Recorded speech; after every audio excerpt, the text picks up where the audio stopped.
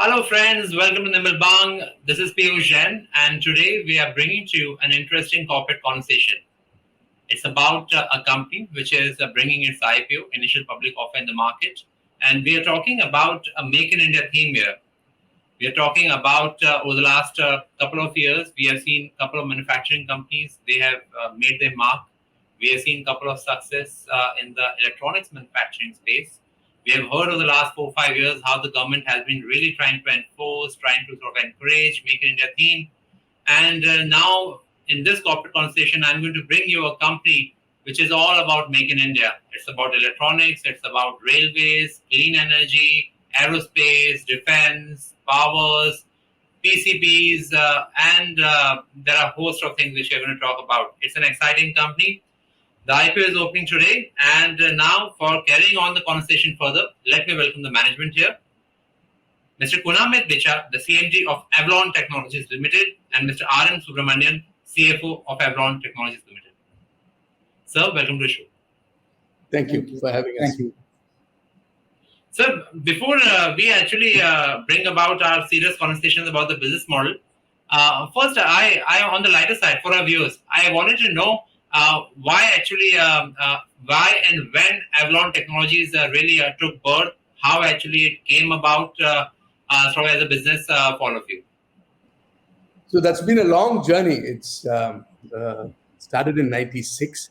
Avalon was started in 99, but our journey started in 96 in California Bay Area. Both Bhaskar and me, the promoters, we are working in the Bay Area. And that's the time when you had the outsourcing of software starting to happen to India, and outsourcing of hardware electronics was always going to China. And our thought process is, why can't we make it in India? Okay, that's the vision, and that is the, I would say, we were really young at the time, we were 28. We look much older now. But that was the vision to start, and let's make it in India. So in 1999, we started with 10 people in Chennai, in the MEPZ here, and we got going. Today we are around 2,200 people. Today everybody talks about Make in India. So when we were 26, 27, there was not too much of electronics being done in India. So vision was always to make in India. At that time, would have faced a lot of hassles also, regulatory hassles, official as well, a lot of red tape. Like, it was not hard to really think about manufacturing, bringing here from the perspective of outsourcing. No, the more important thing for us was we had to sell India first before we sold manufacturing. It took us 2 years. We go to customers and say, India is a place to make it. You have the population, you have the workforce. And that was what took us time for a couple of years for people to believe in India those days. And believe me, in 1999, we got the first set of orders. And that's how we got started. And today, everybody is making India, for export. I think the government and Modi ji, Prime Minister, has set the path right for growth. And I believe that today we are seeing an inflection point. And we've been in this for 23 years now. Never seen such activity. Not only for Avalon, I believe for the whole industry. And I believe for a country at large with employment generation. We have never seen activity like this from the order book standpoint, for the number of visits our customers are making, potential customers are making, number of audits happening. So it is a world where India has arrived, and we have to make sure that we deliver that. I'm saying this with conviction because that's what we did for 22 years. I've never seen anything like this. It's just not for Avalon, it's for the whole industry. I believe we have an opportunity to have a few billion-dollar companies in India, which can be strong in electronic manufacturing, and we do a little bit more than that. But and we want to lead it from the front. Absolutely, and that's an exciting word here. Now, before actually we sort of do more discussions, let me brief our viewers.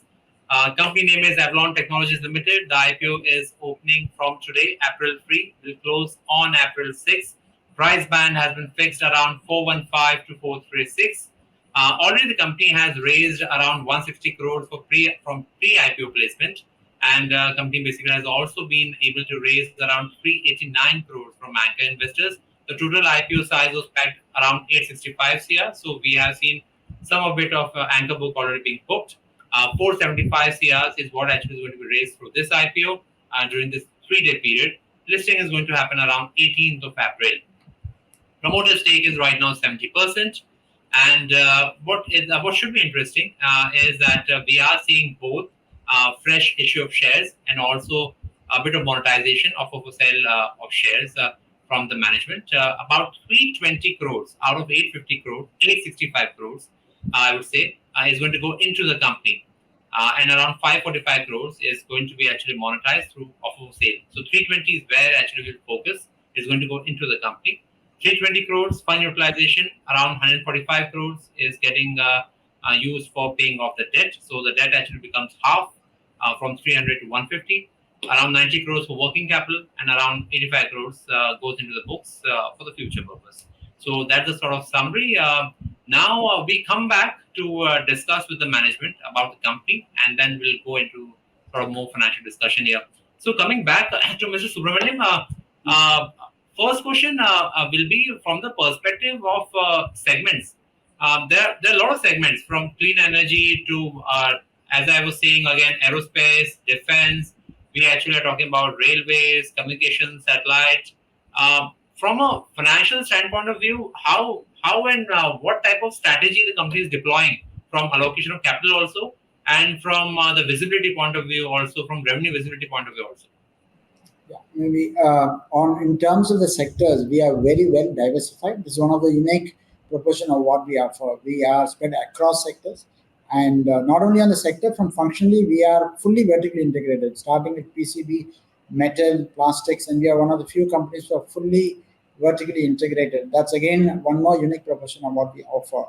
And with respect to the margins vary across in segments, but what we focus on is trying to give a complete box build where the entire our capabilities comes out, and that's where our margins are. Today, our box build is about 45% and going to 48 and November. Because 45 at March 22, at November 22, it's about 48 and growing. And in terms of the sector, our clear focus is on clean energy, okay, which is the sunrise sector. And we are present in EV, solar, and hydrogen. Solar has been a sector where we've been present for long. And as you know, hydrogen is an emerging sector, and that's where our focus is on now. Right. Mr. Kunhamed, my question is coming to you. Help us understand on the clean energy, what the company is contributing and what the company is making in it. So we of course, we make end products for customers. There, a lot of them are Fortune 100, Fortune 500 type customers in the US. So we make from solar inverters, solar converters, solar trackers, maximizers, different types of products for different world leaders, okay, in the solar side. That is a key piece today. The future, of course, apart from solar, hydrogen. So we are making power driver units. These are large units which drive the hydrogen stack. And we are doing that for a US company with a design team here, a very well-known company. We are building the initial set of units. We think that will take us to the next level in hydrogen, because solar is core today. Hydrogen is coming, and the world knows it's coming, and we need to be in the right spots at the right time. And the third piece in the clean energy piece is two-wheelers and three-wheelers in India. We have been making motor controllers, BMS, for multiple players in India. We think these three areas, as you very well know, the industry is just starting. And we believe we are well poised, not only in India, in the US and Europe, because our customers are leaders in these fields, and we are making products for them. And it's not today, we've been making it for years. And we see a lot. So there's a talk of recession in the West, and soft recession, hard recession. I believe our focus on clean energy, because it's a growing sector, will more than compensate for that. And our diversification will keep us in good stead. Makes sense. Clean energy is roughly 20% of the revenue as per the DRHP. I was just studying and going through that. Sir, just repeating one point here. On hydrogen, help us understand what you just said. What are you making in the hydrogen? So hydrogen, what we are making for a customer is, when the hydrogen stack, water is split into hydrogen, it has to be driven by power. which are large power units. We are well known for our power electronics. Okay, so these are 35, 40 lakh units, large units, which drive the power to the hydrogen stack. We are making the whole power driver unit for this customer. Okay. And we believe that this is going to be a phenomenal future because it's a part of the key part of an electrolyzer. Apart from the stack itself, which is the core technology, is the power driver which drives the stack. So, is it fair to say that you are actually making a part of the electrolyzers or something which is ancillary to the electrolyzers? Absolutely, it's a part of the core part of the electrolyzer. Okay, that's very interesting, and it's something I think which is growing by leaps and bounds across the world. So, clean energy is something which is interesting. I've also noticed transportation and industrial, they both actually contribute almost half of your revenue. Help us also understand what is the sort of work company does it, how you stack up versus other companies, how's the overall industry environment there? So I'll take what we call mobility first, which mobility for us, rail is our largest piece, then aerospace, and then we do some auto also. In rail is our largest customer base. What we do most is railway signaling. When our Prime Minister said modernization of rail, so when you have 15 tracks, you have a signaling system which controls which train is on which track. We've been doing that for a Japanese customer called Kyosan for the last 8 or 10 years. Okay. So the whole unit is built in our factory, and then it's checked by the RDSO, and it is shipped to the end station anywhere in India. So we do a little bit to Bangladesh and Sri Lanka also. Apart from that, we are present in certain metros. And another key part is braking systems we do for a world major. But again, for the Indian Railways in India, is a complete system where the trains brake, these bogies brake. So we've been doing that for years too. Apart from that, we do WCR racks. And in the aero world, one of the world's tier 1 companies to the two large aeroplane companies has been a customer for 7-8 years. We do parts for seats, different sheet metal parts, different wiring harnesses for seats. We do parts for lighting inside planes. So anytime you travel with a plane, you're probably sitting on something we've made over the years. And we also do smoke detectors, enclosures. Again, I think I can use the name, it's Collins Aerospace. We do that across these 3 sectors. And we also are there in the engine. That's a very critical part. Very few people in India are in the engine. We're doing sheet metal inside the engine. We actually, aftermarket, we are in the C-130 Hercules aircraft with the combustion liner. We do for the HL, we do combustion liner for the Adour engine. So it's a very specific niche. These products need to work 1600 degrees C, very complex. It needs to work first time, and we've been doing this for years. And that's part of we're just not a pure manufacturer. We look for technology to build. So it stays. Average life of our products is 5 to 15 years. So once these kind of products come, they stay. And one more number to note is 80% of our revenue comes from customers who've been with us 8 years or more. So that tells you how sticky the customer base is.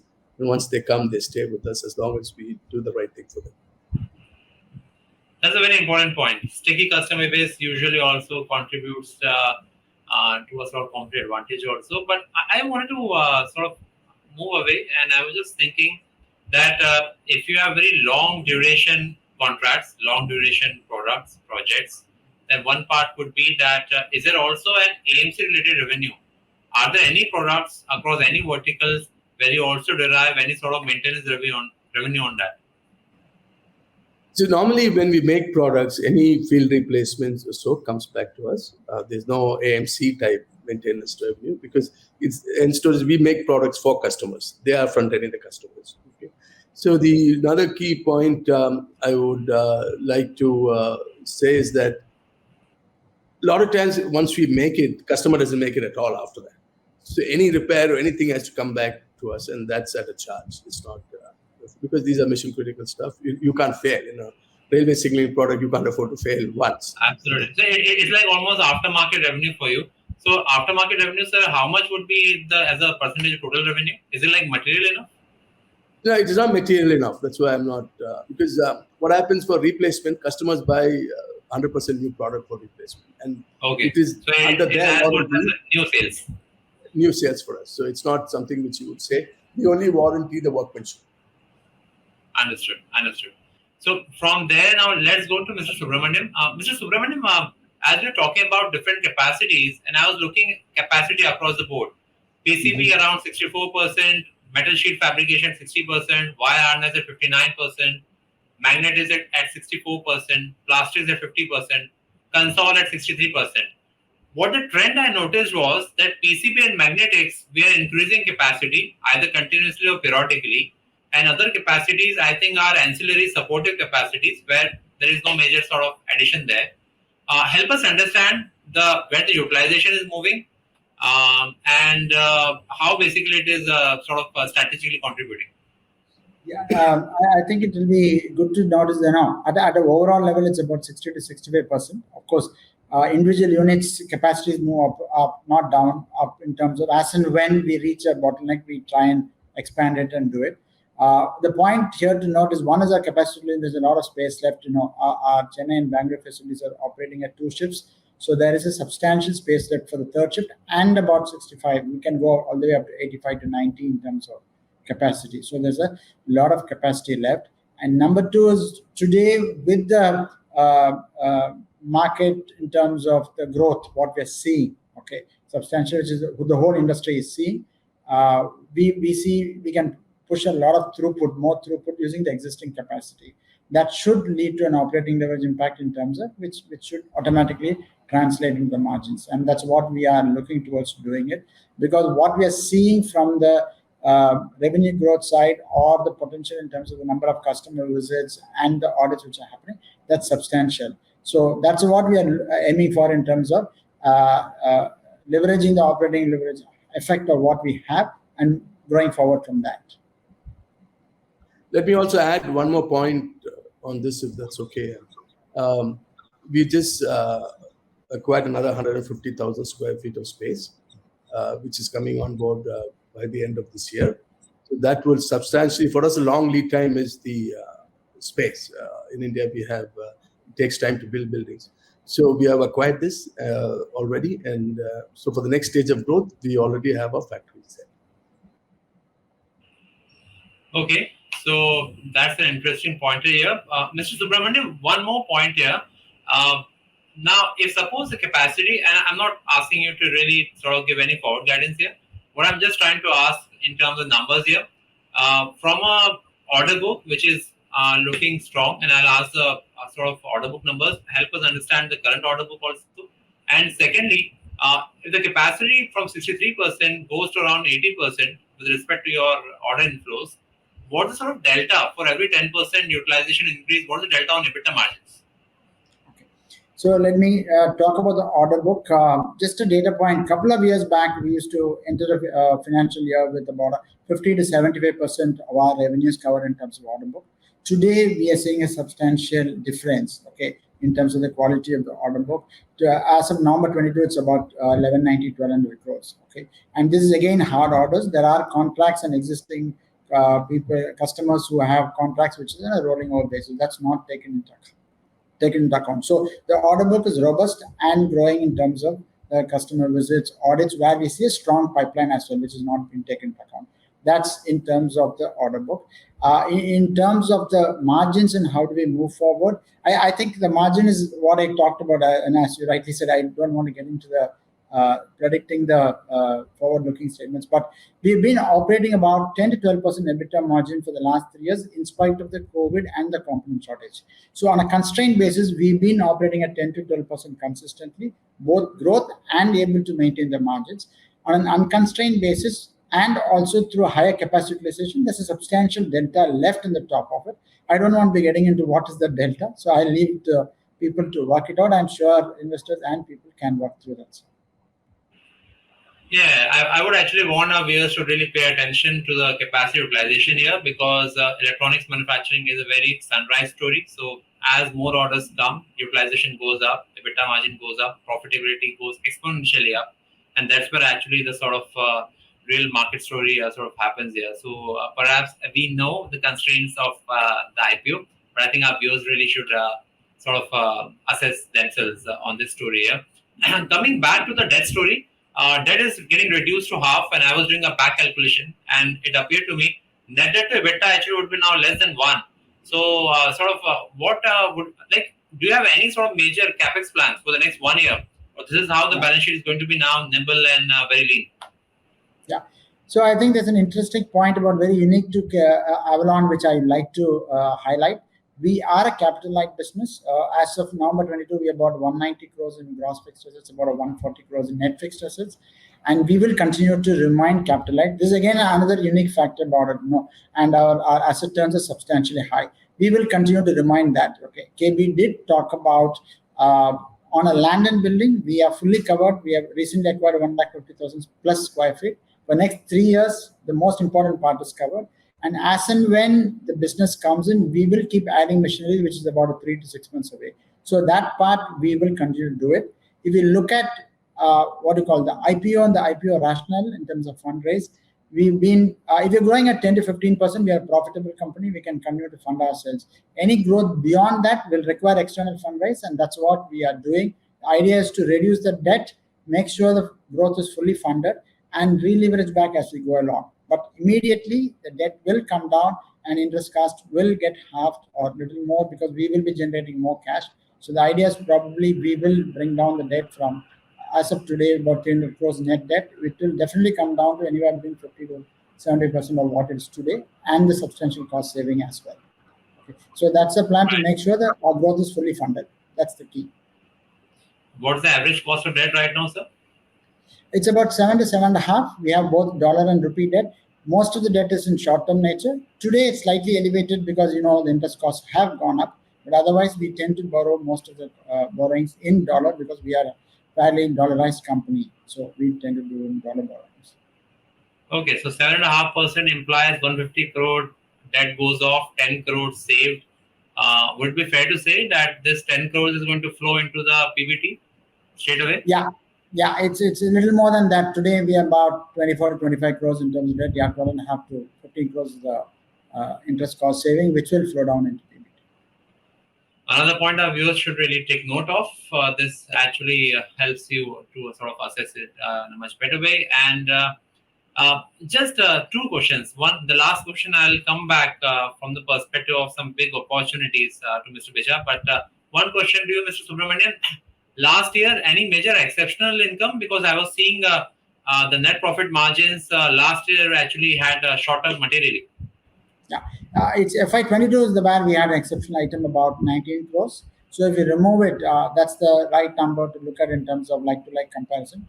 That's an exceptional item which we got in our US subsidiary called a Paycheck Protection Program. That's about 2.6 million, 19 crores at the bottom. Okay, sir. That's been disclosed.